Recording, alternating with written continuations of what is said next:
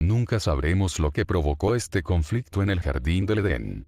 Pero, fueran cuales fueran los motivos de, Enki consiguió perfeccionar al trabajador primitivo, y crear al Homo sapiens, que, a partir de entonces, tendría su propia descendencia. Después de que el hombre adquiriera el conocimiento, el Antiguo Testamento deja de referirse a él como el Adán, y toma al sujeto, Adán, una persona concreta, como el primer patriarca de la línea del pueblo del que se ocupa la Biblia. Pero esta mayoría de edad de la humanidad marcó también una separación entre Dios y el hombre. La separación de caminos donde el hombre ya no era un siervo mudo de los dioses, sino una persona que se cuidaba de sí misma, no se atribuye en el libro del Génesis a una decisión del hombre mismo, sino a la imposición de un castigo por parte de Dios. Para que el terrestre no consiga escapar de la mortalidad se le expulsará del jardín del Edén. Según estas fuentes, la existencia independiente del hombre no comenzó en el sur de Mesopotamia, donde los Nefilim habían establecido sus ciudades y jardines, sino en el este, en los montes Sagros. Y expulsó al Adán, y le hizo vivir al este del jardín del Edén. Así pues, una vez más, la información bíblica se acopla a los descubrimientos científicos. La cultura humana comenzó en las zonas montañosas que bordean la llanura mesopotámica. Qué lástima que la narración bíblica sea tan breve, pues trata de lo que fue la primera vida civilizada del hombre en la tierra. Arrojado de la morada de los dioses, condenado a una vida mortal, pero capaz de procrear, el hombre se dedicó precisamente a eso. El primer Adán de cuyas generaciones se ocupa el Antiguo Testamento conoció a su mujer Eva, y tuvieron un hijo, Caín, que labraba la tierra. Después, Eva tuvo a Abel, que era pastor. Insinuando a la homosexualidad como causa, la Biblia dice que Caín se levantó contra su hermano Abel y lo mató. Temiendo por su vida, Dios le dio una señal protectora a Caín y le ordenó que se fuera más hacia el este. Al principio, llevó una vida nómada hasta que, finalmente, se estableció en el país de la emigración, bastante al este del Edén. Allí tuvo un hijo al que llamó Enoc, inauguración, y construyó una ciudad, y le puso por nombre a la ciudad el nombre de su hijo. Enoc, a su vez, tuvo hijos, nietos y bisnietos. En la sexta generación después de Caín, nació Lamec. A sus 3 hijos se les considera en la Biblia como los portadores de la civilización. Yabal fue el padre de los que habitan en tiendas y crían ganado. Yubal fue el padre de los que tocan la lira y el arpa. Tubal-Caín fue el primer herrero, pero Lamec, al igual que su antepasado Caín, también se vio involucrado en el asesinato, esta vez de un hombre y de un muchacho. Se puede afirmar con seguridad que las víctimas no eran unos humildes extraños, pues el libro del Génesis le da vueltas al incidente y lo considera un punto crucial en el linaje de Adán. La Biblia dice que Lamec llamó a sus 2 esposas, madres de sus 3 hijos, y les confesó el doble asesinato, diciendo: si Caín es 7 veces vengado, Lamec será 77 veces. Habría que aceptar que, esta poca comprendida afirmación tenía que ver con la sucesión. Lamec parece admitir ante sus esposas que la esperanza de que la maldición de Caín quedará redimida con la 7ª generación, la generación de sus hijos, se ha quedado en nada. Ahora, una nueva maldición, una maldición mucho más duradera, se le ha impuesto a la casa de Lamec. Para confirmar que el acontecimiento tenía que ver con la línea de sucesión, los versículos siguientes nos informan del establecimiento inmediato de un nuevo linaje, de un linaje puro. Y Adán conoció a su mujer de nuevo, y ella dio a luz un hijo y le puso por nombre Set, fundación, pues Dios ha puesto para mí otra semilla en lugar de Abel, al que mató Caín. El Antiguo Testamento en ese momento pierde todo interés en la línea de Caín y Lamec, deshonrado. El relato en curso de los acontecimientos humanos se fija, a partir de entonces, en el linaje de Adán a través de su hijo Set, y el primogénito de Set, Enos, cuyo nombre ha adquirido en hebreo la connotación genérica de ser humano. Fue entonces, nos dice el Génesis, cuando se comenzó a invocar el nombre de Dios. Esta enigmática afirmación ha desconcertado a los historiadores bíblicos y a los teólogos a lo largo de los siglos.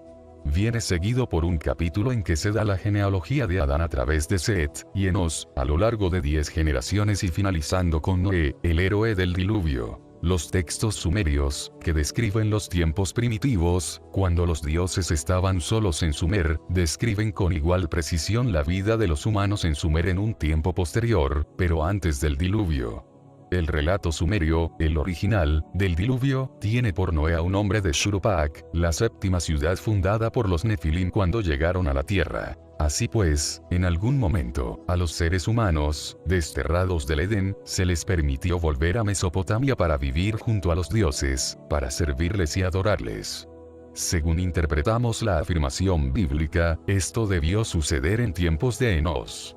Debió de ser entonces cuando los dioses permitieron a la humanidad volver a Mesopotamia, para servir a los dioses e invocar el nombre de Dios. Ansiando entrar en el siguiente acontecimiento épico de la saga humana, el diluvio, el libro del Génesis nos da poca información, aparte de los nombres, de los patriarcas que siguieron a Enos.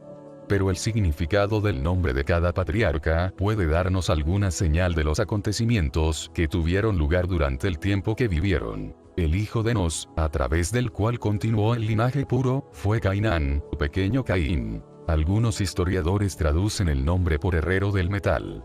El hijo de Cainán fue Malaleel, el que alaba a Dios.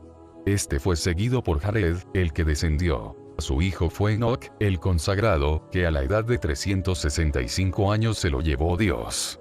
Pero 300 años antes, a la edad de 65 años, Enoc tuvo un hijo llamado Matusalén. Muchos expertos siguiendo a Letia de Jeffreys, la cual publicó en 1906, el libro titulado Nombres en hebreo antiguos. Su significado y valor histórico, tradujo el nombre de Matusalén, como hombre del proyectil, del misil. El hijo de Matusalén se llamó Lamec, que significa, el que se humilló. Y Lamec engendró a Noé, que significa, respiro, diciendo, que éste nos consuele de nuestro trabajo y el sufrimiento de nuestras manos, por causa de la tierra que maldijo Dios. Parece ser que la humanidad estaba pasando por grandes privaciones cuando nació Noé. Los afanes y el duro trabajo no llevaban a ninguna parte, pues la tierra, que tenía que alimentarles, estaba maldita. El escenario del diluvio estaba montado, el trascendental acontecimiento que iba a borrar de la faz de la tierra no solo a la raza humana, sino a toda la vida en la tierra y en los cielos. Y Dios vio que la maldad del hombre era grande en la tierra, y que todo deseo que ideaba su corazón era solo mal, todos los días. Y Dios se arrepintió de haber hecho al hombre sobre la tierra, y su corazón se apenó. Y Dios dijo: exterminaré al terrestre que he creado de la faz de la tierra. Son estas graves acusaciones presentadas como justificación para unas drásticas medidas que tenían que llevar al fin de toda carne. Pero carecen algo específico, y ni historiadores, y ni teólogos encuentran respuestas satisfactorias en lo referente a los pecados, o violaciones que pudieran haber disgustado tanto a Dios. El uso insistente del término carne, tanto en los versículos acusatorios como en las proclamaciones del juicio, sugiere, claro está, que las corrupciones y las violaciones tenían que ver con la carne. La divinidad estaba apenada por el mal deseo que ideaba el hombre. Parece ser que, el hombre había descubierto el sexo, y se había convertido en un maníaco sexual. Pero resulta difícil de aceptar que la divinidad decidiera barrer a la humanidad de la faz de la tierra, simplemente, porque los hombres hacían demasiado el amor con sus esposas. Los textos mesopotámicos hablan libre y elocuentemente del sexo y del acto sexual entre los dioses. Hay textos en los que se describe el tierno amor entre los dioses y sus consortes, el amor ilícito entre una doncella y su amante, o el amor violento, como cuando Enlil violó a Ninlil. En muchísimos textos se habla del acto sexual y de la relación sexual entre los dioses, con sus consortes oficiales o con concubinas no oficiales, con sus hermanas, con sus hijas, incluso, con sus nietas. Hacer el amor con estas últimas era el pasatiempo favorito de Enki. Los dioses difícilmente se habrían vuelto contra la humanidad por comportarse como ellos mismos se comportaban. Nos da la impresión de que, el móvil de Dios no era meramente una cuestión de moral humana. La mayor parte del disgusto venía provocada porque la corrupción se estaba difundiendo entre los mismos dioses. Visto bajo esta luz, el significado de los desconcertantes versículos iniciales del capítulo 6 del Génesis quedaría claro. Y sucedió, cuando los terrestres comenzaron a crecer en número sobre la faz de la tierra, y les nacieron hijas. Que los hijos de los dioses vieron que las hijas de los terrestres eran compatibles, y tomaron para sí, por esposas a las que eligieron. Estos versículos dejan claro que, cuando los hijos de los dioses empezaron a relacionarse sexualmente con la descendencia de los terrestres, fue cuando Dios gritó, «Basta». Y Dios dijo, «Mi espíritu no protegerá al hombre para siempre. Después de extraviarse, él no es más que carne». Esta frase ha sido un enigma durante milenios. Pero, leída a la luz de nuestras conclusiones, referentes a la manipulación genética que puso en marcha la creación del hombre, estos versículos traen un mensaje para nuestros propios científicos. El espíritu de los dioses, su perfeccionamiento genético de la humanidad, estaba empezando a deteriorarse. La humanidad se había extraviado, volviendo a ser de este modo, nada más que carne, más cerca de sus orígenes animales, simios. Ahora podemos comprender el énfasis que pone el Antiguo Testamento en la distinción entre Noé, un hombre justo, puro en sus genealogías, y toda la tierra que estaba corrupta. Al casarse con hombres y mujeres de pureza genética decreciente, los dioses estaban cayendo también en el deterioro. Al señalar que solo Noé seguía siendo genéticamente puro, el relato bíblico justifica la contradicción de Dios. Después de decidir borrar toda vida de la faz de la tierra, decidió salvar a Noé y a sus descendientes, y a todo animal puro, y otras bestias y aves, para que sobreviva la simiente de toda la faz de la tierra. El plan de la divinidad para frustrar su propio objetivo inicial consistió en avisar a Noé de la llegada de la catástrofe, y dirigirle en la construcción de un arca que portara a la gente y a las criaturas que había que salvar. La noticia se le dio a Noé 7 días antes y, de algún modo, se las apañó para construir el arca, e impermeabilizarla, recoger a todas las criaturas y subirlas a bordo, junto con su familia, y para aprovisionar el arca en el tiempo previsto. Y sucedió, después de 7 días, que las aguas del diluvio vinieron sobre la tierra. Lo que sucedió lo describe mejor la Biblia con sus propias palabras. Aquel día, reventaron todas las fuentes del gran abismo, y las compuertas de los cielos se abrieron. Y el diluvio estuvo 40 días sobre la tierra, y las aguas crecieron y levantaron el arca, y se elevó por encima de la tierra. Y las aguas se hicieron más fuertes, y crecieron enormemente sobre la tierra, y el arca flotó sobre las aguas. Y las aguas se hicieron excesivamente fuertes sobre la tierra y todas las montañas altas fueron cubiertas, aquellas que están bajo todos los cielos. 15 codos por encima de ellas imperó el agua, y las montañas fueron cubiertas. Y toda carne pereció. Desde el hombre hasta los ganados, y hasta las cosas reptantes y las aves del cielo, fueron barridos de la tierra. Y solo quedó Noé, y los que estaban con él, en el arca. Las aguas imperaron sobre la tierra 150 días, cuando la divinidad hizo pasar un viento sobre la tierra, y las aguas se calmaron. Y las fuentes del abismo se cerraron, al igual que las compuertas de los cielos. Y la lluvia del cielo cesó. Y las aguas comenzaron a retroceder sobre la tierra, yendo y viniendo. Y después de 150 días, las aguas habían disminuido. Y el arca descansaba sobre los montes de Ararat. Según la versión bíblica, la ordalía de la humanidad comenzó en el año 600 de la vida de Noé, en el segundo mes, en el 17º día del mes. El arca descansó sobre los montes de Ararat en el 7º mes, en el 17º día del mes.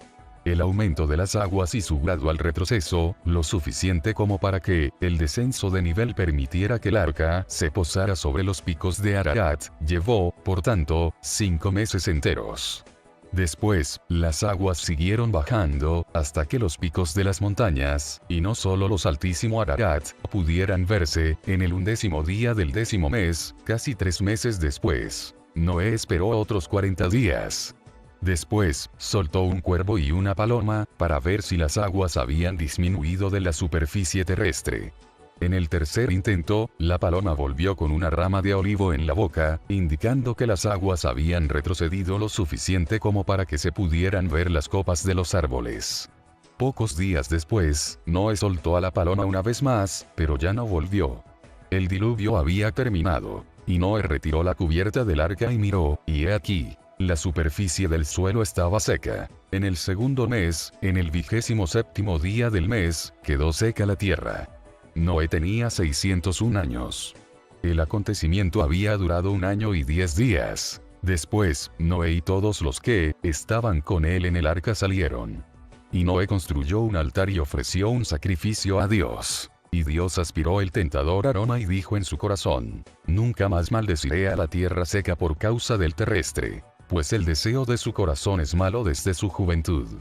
El final feliz es una acumulación de contradicciones, al igual que la misma historia del diluvio.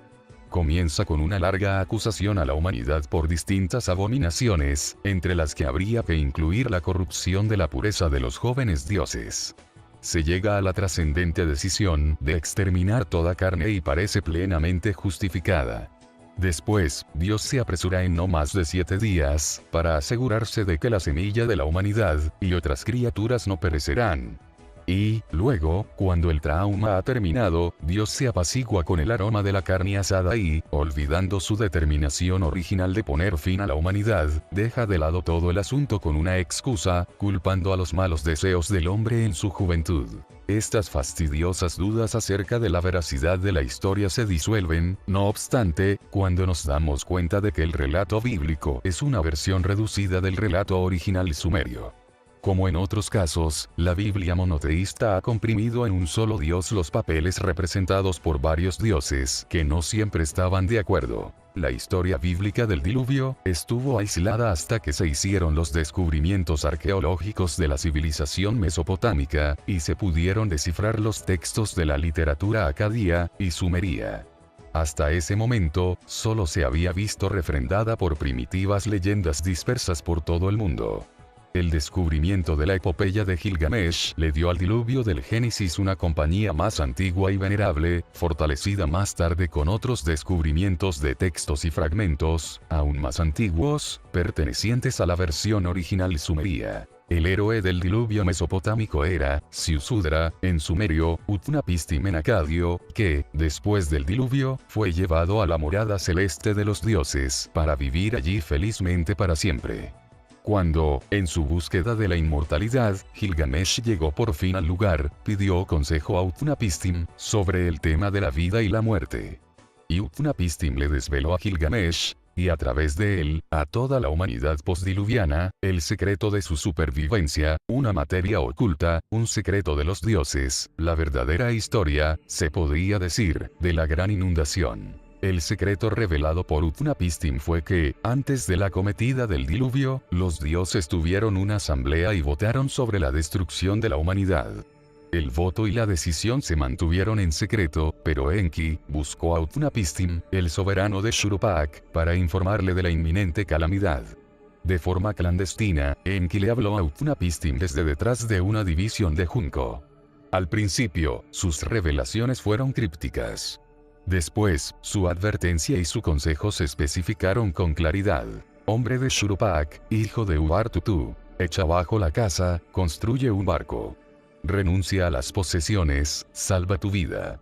Lleva a bordo la simiente de todas las cosas vivas. El barco que has de construir, sus dimensiones se habrá de medir. El paralelismo con la historia bíblica es obvio. Un diluvio está a punto de llegar. A un hombre se le advierte. Tiene que salvarse construyendo un barco especial. Ha de llevar con él y salvar la simiente de todas las cosas vivas.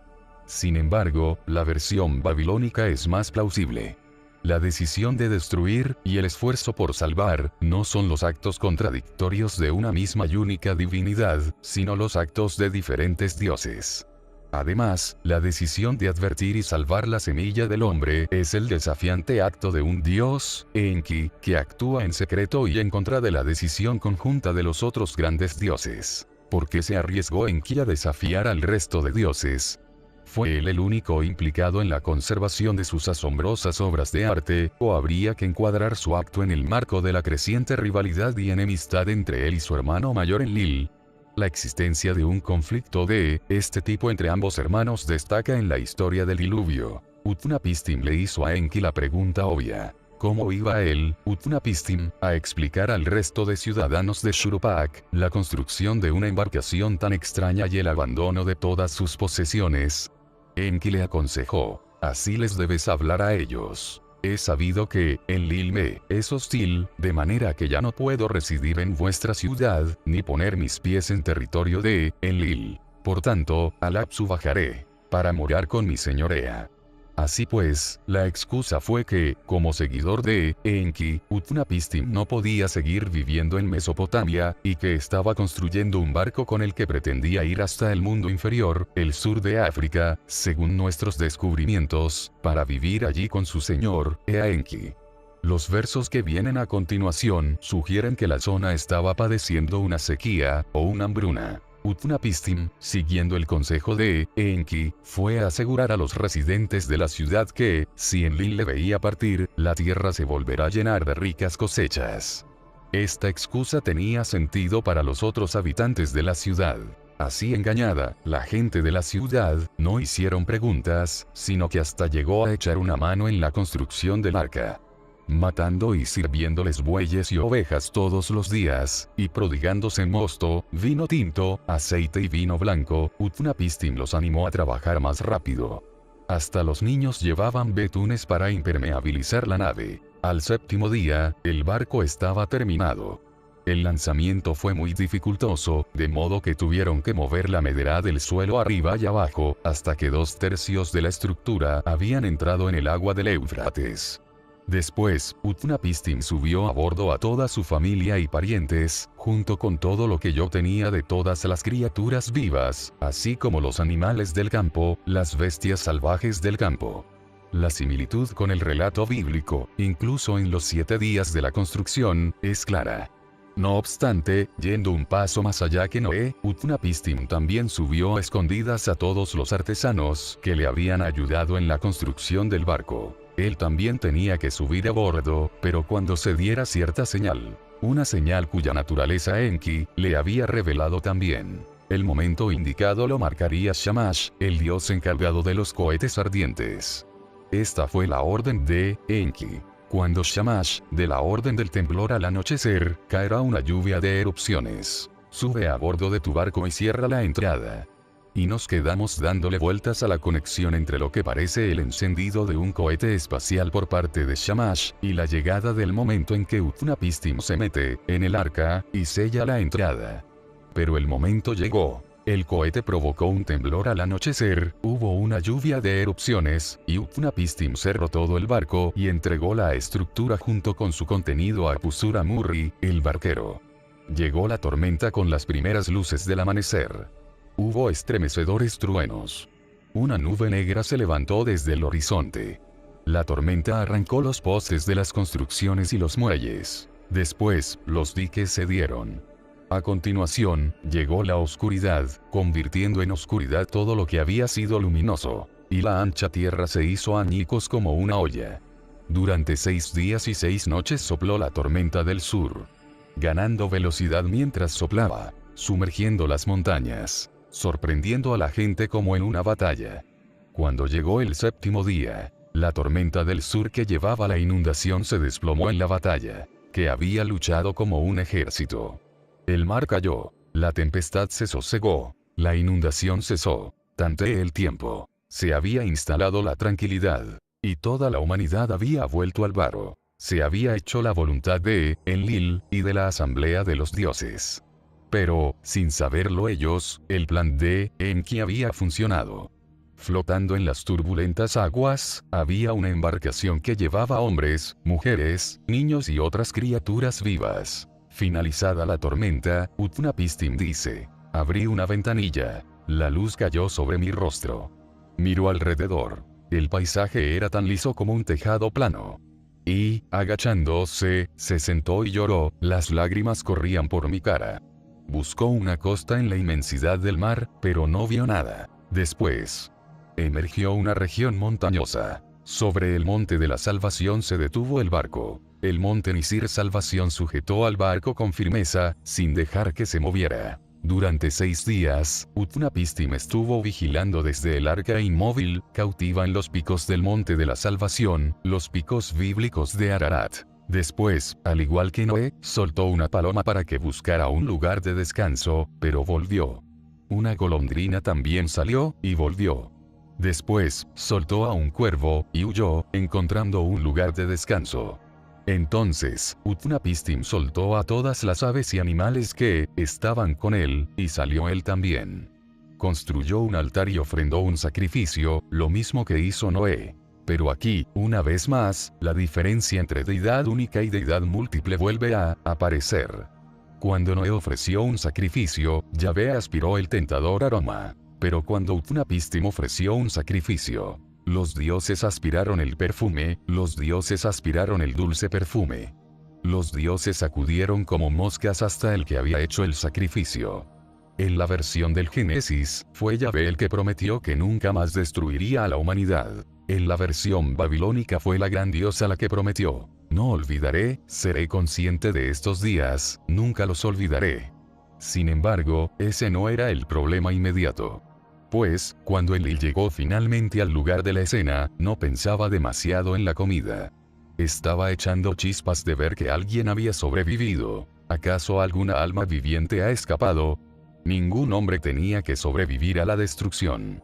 Ninurta, su hijo y heredero, apuntó inmediatamente su dedo acusador hacia Enki. ¿Quién, sino Ea, puede diseñar un plan así? Solo Ea es el que sabe todo.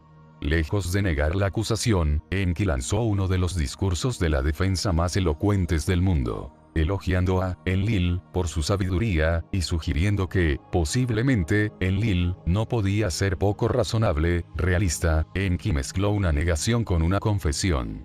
No fui yo el que descubrió el secreto de los dioses. Simplemente dejé que un hombre, uno extremadamente sabio, percibiera por su propio saber el secreto de los dioses. Y sí, como parece, este terrestre es tan sabio, Enki le sugirió a Enlil: no vayamos a ignorar sus capacidades. Así pues, déjate aconsejar en cuanto a él.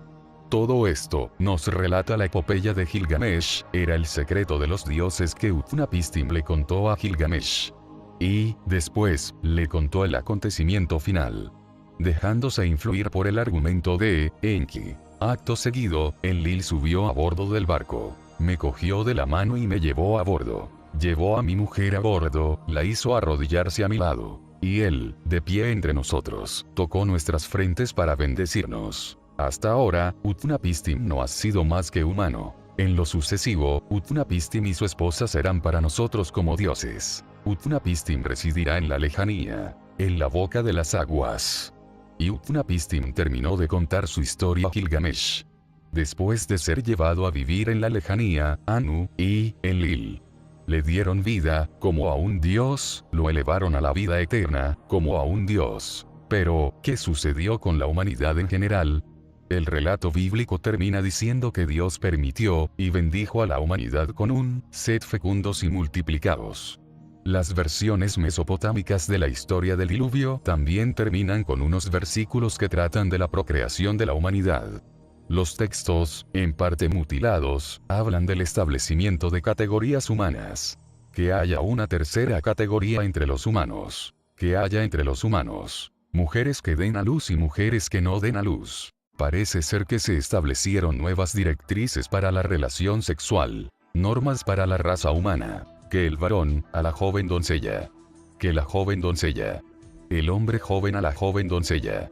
Cuando el lecho esté puesto, que la esposa y su marido yazgan juntos. Enlil fue, estratégicamente superado. La humanidad se salvó, y se le permitió procrear. Los dioses abrieron la tierra al hombre. El fin de toda carne. La insistente creencia del hombre de que hubo una edad dorada en su prehistoria, no se puede basar en recuerdos humanos, pues el acontecimiento había tenido lugar hacía demasiado tiempo y el hombre era demasiado primitivo como para conservar cualquier información para generaciones futuras. Si la humanidad retuvo de algún modo una sensación subconsciente de haber vivido en aquellos tempranos días en una era de tranquilidad y felicidad, se debe, simplemente, a que el hombre no conocía nada mejor.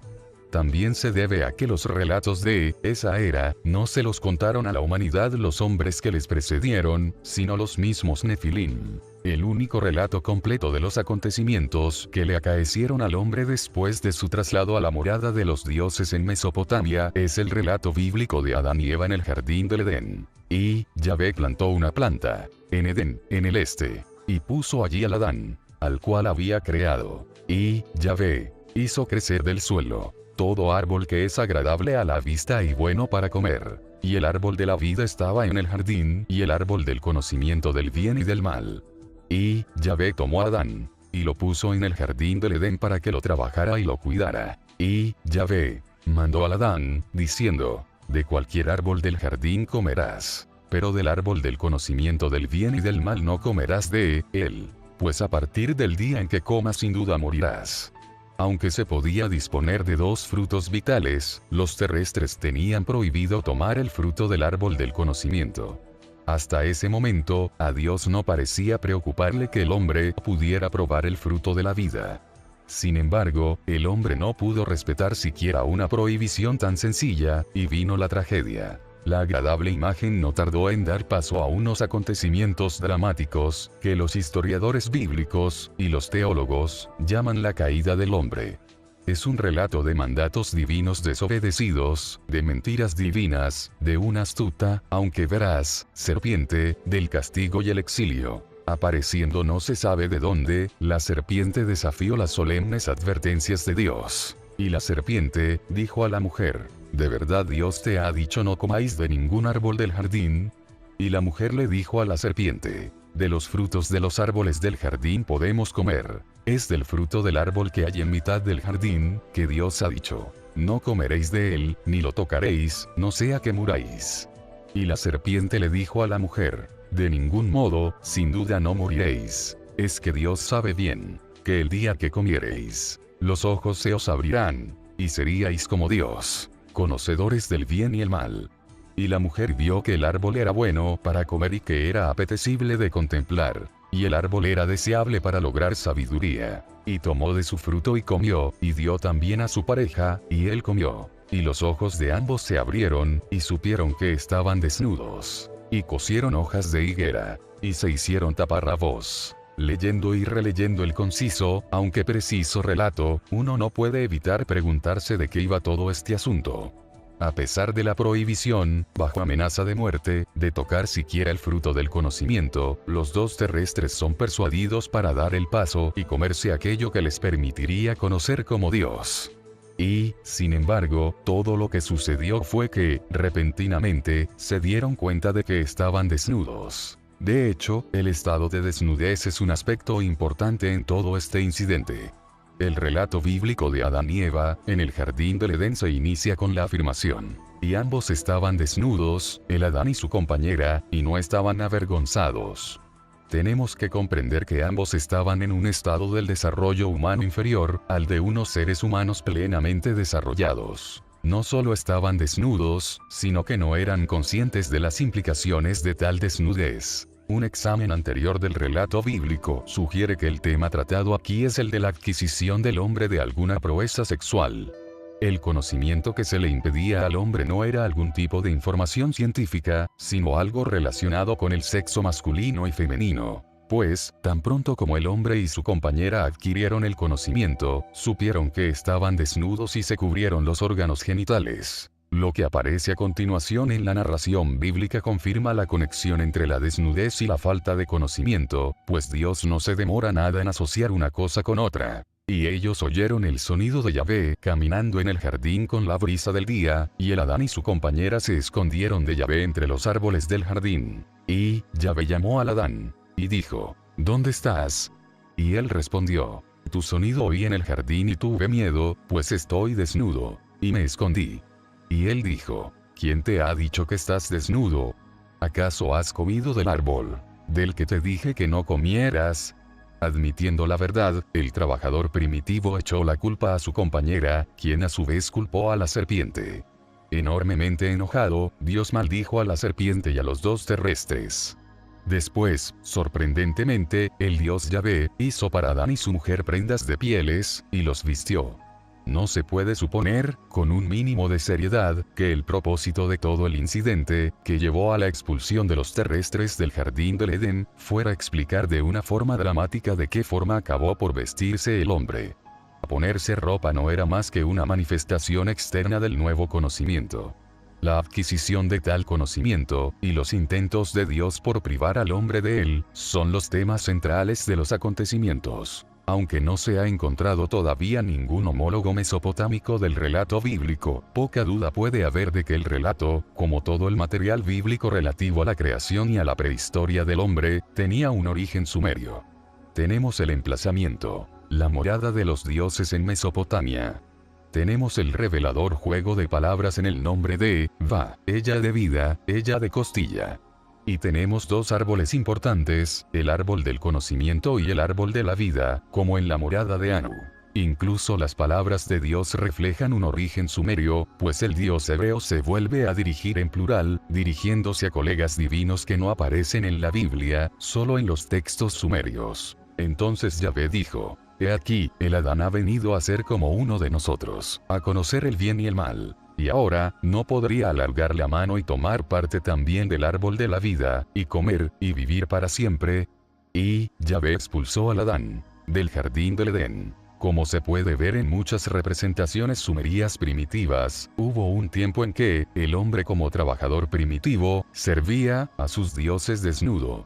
Si les servía a los dioses su comida y su bebida, él estaba desnudo. Lo mismo si trabajaba en los campos o en labores de construcción, el hombre está siempre desnudo. La implicación clara es que el estatus del hombre con relación a los dioses no era muy diferente del de los animales domésticos.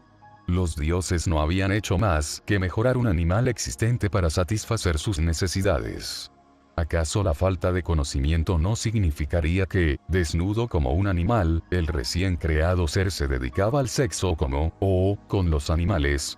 Algunas representaciones primitivas indican que este pudo ser el caso.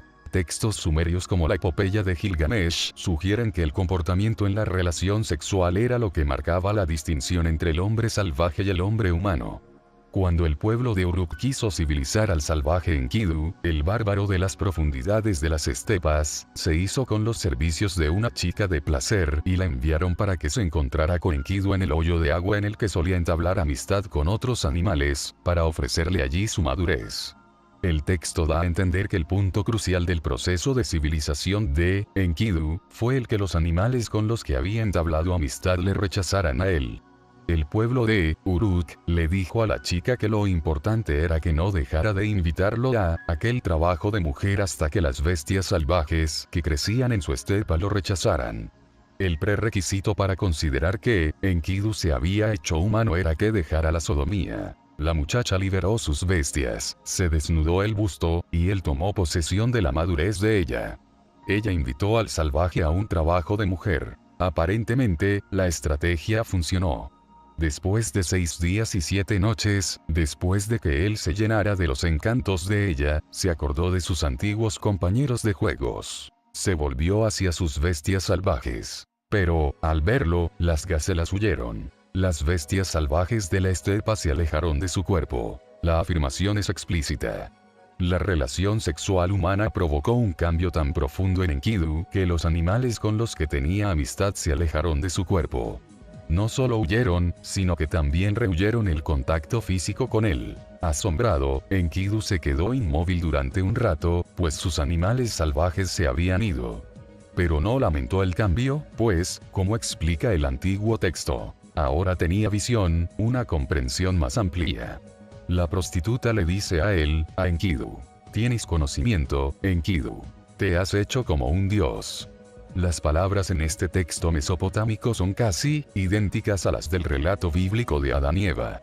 Tal como había predicho la serpiente, al comer del árbol del conocimiento, se habían hecho en materia sexual, como Dios, conocedores del bien y el mal. Si esto tan solo significa que el hombre había llegado a reconocer que tener relaciones sexuales con animales era incivilizado, o malo, porque Adán y Eva fueron castigados por abandonar la sodomía, el Antiguo Testamento está repleto de admoniciones contra la sodomía, y es inconcebible que el aprendizaje de una virtud pudiera provocar la cólera divina. El conocimiento que el hombre obtuvo en contra de los deseos de Dios, o de una de los dioses, debe haber sido de una naturaleza más profunda. Era algo bueno para el hombre, pero algo que sus creadores no deseaban que tuviera. Hemos leído detenidamente entre líneas la maldición contra Eva, para captar el significado del acontecimiento. Y a la mujer le dijo: multiplicaré enormemente tus sufrimientos. Por tu embarazo, sufriendo tendrás los hijos. Pero para tu compañero será tu deseo. Y el Adán llamó a su mujer Eva, pues ella fue la madre de todos los vivientes. Este es, ciertamente, el acontecimiento trascendental que se nos transmite en el relato bíblico. Mientras Adán y Eva carecieron de conocimiento, vivieron en el jardín del Edén sin descendencia. Al obtener el conocimiento, Eva consiguió la capacidad, y el dolor de quedarse embarazada y tener hijos. Solo después de que la pareja hubiera adquirido este conocimiento, Adán conoció a Eva, su mujer, y ella concibió y dio a luz a Caín. A lo largo de todo el Antiguo Testamento, el término conocer se utiliza para significar la relación sexual, normalmente entre un hombre y su esposa, con el propósito de tener hijos. El relato de Adán y Eva en el jardín del Edén es la historia de un paso crucial en el desarrollo del hombre, la adquisición de la capacidad de procrear. No debería de sorprendernos que los primeros representantes del Homo sapiens no fueran capaces de reproducirse. Fuera cual fuera el método que utilizaran los Nefilim para infundir su material genético en la estructura biológica de los homínidos que seleccionaran para este objetivo, el nuevo ser no dejaría de ser un híbrido, un cruce entre dos especies que, aunque emparentadas, eran diferentes. Al igual que la muía, un cruce de yegua y asno, los mamíferos híbridos son estériles. A través de la inseminación artificial, incluso, de métodos más sofisticados de ingeniería biológica, podemos producir tantas mulas como deseemos, incluso sin la relación sexual entre asno y yegua. Pero ninguna mula puede procrear y engendrar otra mula. ¿No será que, al principio, los Nefilim se dedicaban simplemente a producir mulas humanas para satisfacer sus requerimientos? En las montañas del sur de Elam, se encontró una roca tallada en la que hay una escena que nos despierta la curiosidad. En ella, hay un dios sentado que sostiene un frasco de laboratorio, del cual fluye un líquido, una representación familiar de Enki. Junto a él, hay una gran diosa también sentada, postura que indica que se trata de una colaboradora más que de una esposa. No podía ser otra que Ninti, la diosa madre o diosa del nacimiento. Ambos están flanqueados por diosas menores, una reminiscencia de las diosas del nacimiento de los relatos de la creación. Delante de estos creadores del hombre hay filas, y filas de seres humanos, cuyo rasgo más notable es que todos ellos parecen iguales, como hechos en un mismo molde. Un relato sumerio, atrae, una vez más, nuestra atención. Es el relato de los machos y las hembras imperfectos que engendraron en sus inicios Enki y la diosa madre, seres que, o bien no tenían sexo o eran sexualmente incompletos. Estará recordando este texto la primera fase de la existencia del híbrido hombre, un ser a imagen y semejanza de los dioses, pero sexualmente incompleto, carente de conocimiento. Después de que Enki se las ingeniara para hacer un modelo perfecto, Adapa Adán, en los textos sumerios se describen técnicas de producción en masa. La implantación de óvulos genéticamente tratados en una producción en línea de diosas del nacimiento, sabiendo de antemano que la mitad engendrarían varones y la otra mitad hembras. Esto no solo está hablando de la técnica por la cual el híbrido hombre fue manufacturado. También implica que el hombre quizás no procreara por sí mismo. Se ha descubierto recientemente que la incapacidad de los híbridos para procrear proviene de un déficit en las células reproductoras.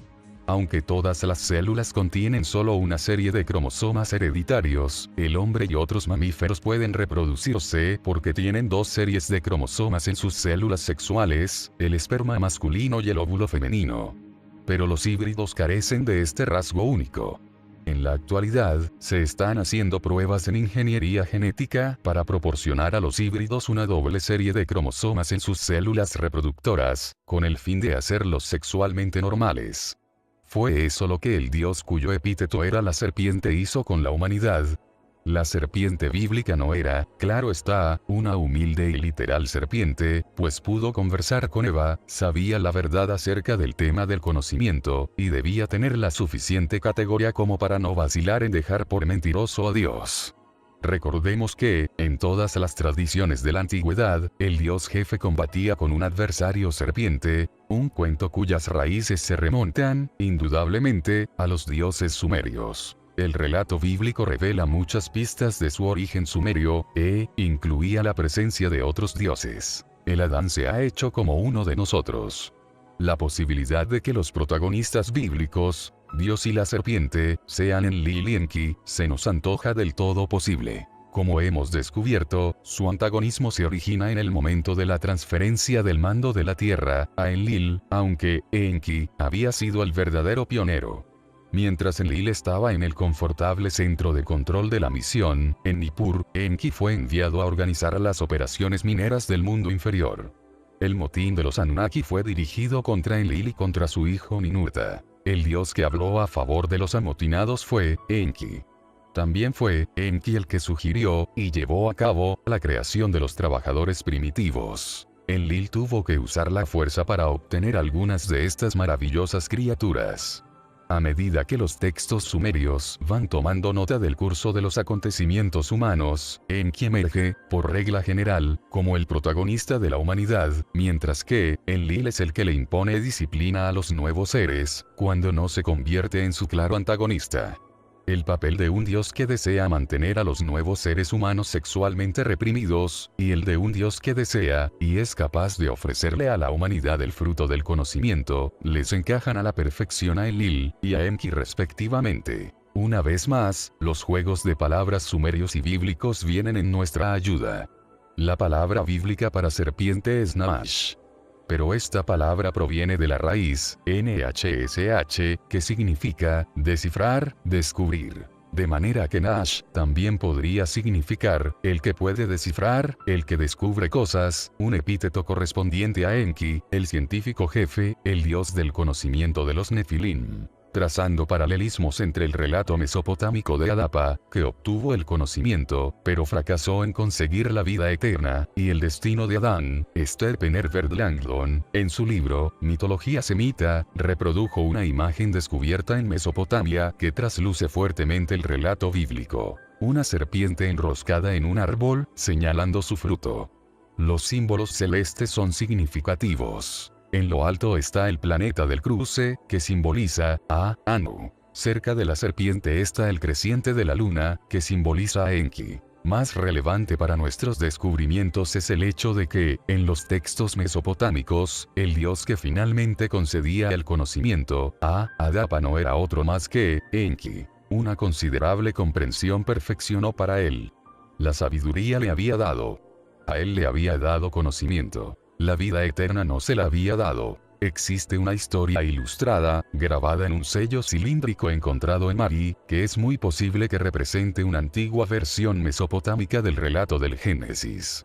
El grabado muestra a un gran dios sentado en un terreno elevado que emerge de las aguas, una representación obvia de Enki.